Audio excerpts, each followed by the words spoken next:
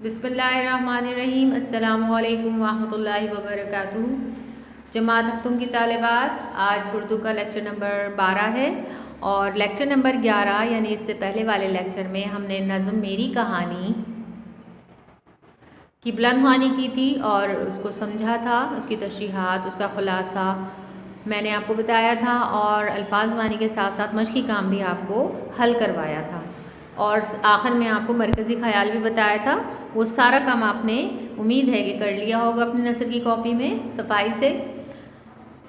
आज हम कवायद का काम करेंगे इसी नज़म मेरी कहानी से मुतालिक, ठीक है।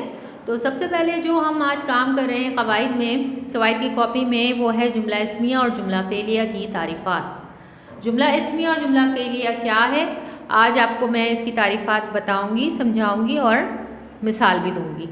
तो आपने इसी तरह से जैसे बोर्ड पे लिखा हुआ है इसी तरह आपने अपनी कवायद की कॉपी में ये काम उतारना है। जुमला इस्मिया की हेडिंग देंगे और फिर लिखेंगे ऐसा जुमला जिसमें कोई ख़बर हो उसे जुमला इस्मिया कहते हैं, क्योंकि इसमें किसी इस्म या ज़मीर की ख़बर होती है। यानी ऐसा जुमला जिसको पढ़कर हमें कोई बात मालूम हो, कोई ख़बर मिले, तो हम उसको जुमला इस्मिया कहते हैं। उसमें इस्म के हवाले से कोई ख़बर दी जाती है, ठीक है। जैसे मसलन किताब दिलचस्प है, किताब इस्म है और इसके बारे में क्या बताया जा रहा है कि ये दिलचस्प है। इसी तरह अहमद ज़हीन है और फूल खूबसूरत है।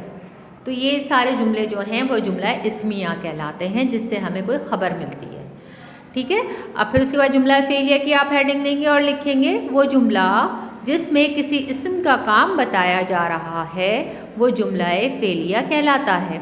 यानी फ़ेलिया से मुराद आप यही समझ लें कि ऐसा जुमला होगा कि जिसमें कोई काम बताया जा रहा होगा और वो काम किसका होगा, इस्म का, यानी इस्म वो काम कर रहा होगा। जैसे मसलन फ़र्रुख पढ़ रहा है, फ़र्रुख इस्म है और वो क्या फ़ेल कर रहा है, क्या उसका काम है, पढ़ना, पढ़ रहा है, ठीक है।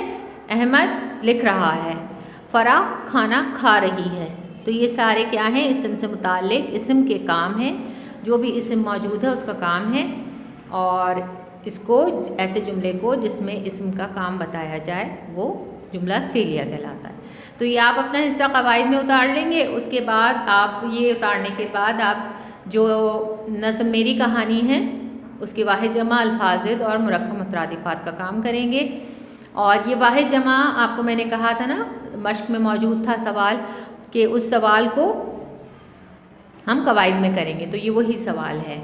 वाहिद जमा पढ़ लेते हैं एक बार, देख लीजिए इसी तरह कॉलम बनाकर। समत समतें, मावन मावनात, आफत आफात, हाल अहवाल, सफ़र असफ़ार, चट्टान चट्टाने, पहाड़ पहाड़ों, ठीक है तालिबात। अल्फाज नशेब फ़राज, नशेब कहते हैं ढलान को, निचली सतह को, और फ़राज ऊंचाई को कहते हैं। गिरना उठना, दिन रात, साकिन रवां, साकिन यानी ठहरा हुआ, रवां यानी चलता हुआ, और साकिन की ज़िद जो है मुतहर्रिक भी हो सकती है। शाम सहर, मिलना बिछड़ना, कमज़ोर ताकतवर, ठीक है तालिबात। मुरक्कब मुतरादिफ़ात जो इस नज़म में मौजूद थे वो थे सैर व सफ़र, मुआविन व मददगार, आफ़ात व मुसीबत। ये हमने इस नज़म से कुछ लफ्ज़ लेकर उनके मुरक्कब मुतरादिफ़ात बनाए हैं, ठीक है। तो अब ये काम जो है आप अपना कवायद में कीजिएगा। उसके बाद हम देखते हैं कि इंशा में हमें क्या करना है। आज हमें इंशा का भी काम करना होगा।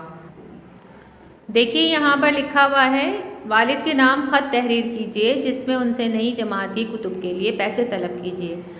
ये ख़त जो है वो गैर रस्मी ख़त है और ये गैर रस्मी ख़त आपको इंशा के हिस्से में करना है। जो आपके कॉपी में हिस्सा इंशा बना हुआ है उसमें करना है।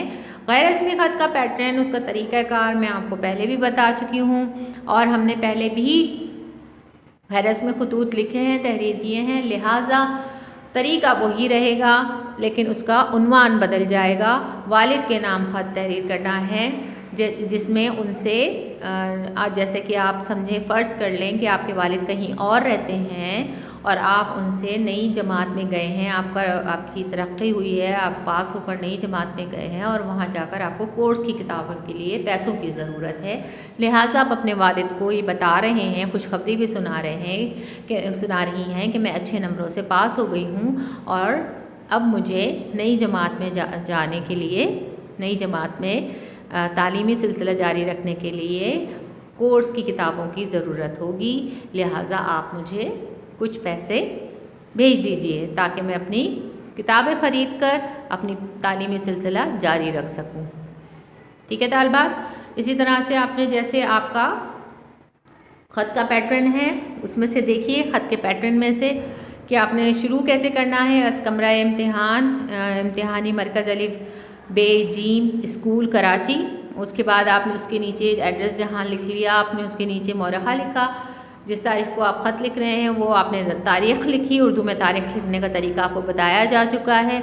उसके बाद आपने बग़ैर लाइन छोड़े, जब आप पूरा एड्रेस इस तरह से लिख लेंगे तो आप बग़ैर लाइन छोड़े फिर उस एड्रेस के जहाँ आपने कोने में एड्रेस लिखा है उसको छोड़कर उस जगह को दरमियान की लाइन में आप क्या लिखेंगे, तखातुब, यानी मुखातिब करेंगे अपने वालिद को कि मोहतरम वालिद साहब या मोहतरम अब्बा जान, और उसके आगे इस्तजाबिया लगाएंगे और फिर उससे नेक्स्ट वाली लाइन में बिल्कुल मार्जिन लाइन के साथ ही आप शुरू कर देंगे, अस्सलामु अलैकुम व रहमतुल्लाहि व बरकातुहू। उम्मीद करती हूँ आप खैरियत से होंगे और हम सब भी यहाँ पर बिल्कुल आफ़ियत के साथ हैं। ठीक है, फिर अपनी खुशखबरी सुनाइएगा कि मैं पास हो गई हूँ अच्छे नंबरों से, और फिर अपनी किताबें चाहिए उसके लिए आप उनसे पैसे तलब कीजिए और आखिर में तमाम खैर खैरियत बताते हुए और फिर इजाज़त तलब कीजिए। ठीक है, और खुदा हाफिज़ करने के बाद हम फिर आखिर में क्या लिखते हैं, इस तरफ सीधी तरफ लिखते हैं फ़कत, उसके नीचे लिखते हैं आपकी बेटी, और फिर क्या लिखेंगे, वह आपकी बेटी के नीचे अलिफ डैश बे डैश जीम डैश, जीम के बाद भी डैश आएगा और यहाँ हमारा ख़त ख़त्म हो जाएगा और ख़त इख्तिताम हो जाएगा उसका। और अलिफ बे जीम हम क्यों लिखते हैं, अपना नाम क्यों नहीं लिखते, क्योंकि हम ये फ़र्ज़ी ख़त लिख रहे हैं। ठीक है, असल में हकीकत में ख़त नहीं लिख रहे, फ़र्ज़ी ख़त लिख रहे हैं। ठीक है तालिबात, तो ये सारा काम आप अपनी कवायती कॉपी में करेंगे और ये वाला सवाल आप अपनी इंशा में करेंगे, और जब PDF आएगी तो आप ज़रूर उसके साथ मैच कर लीजिएगा अपना काम। तब तक के लिए अल्लाह हाफ़िज़।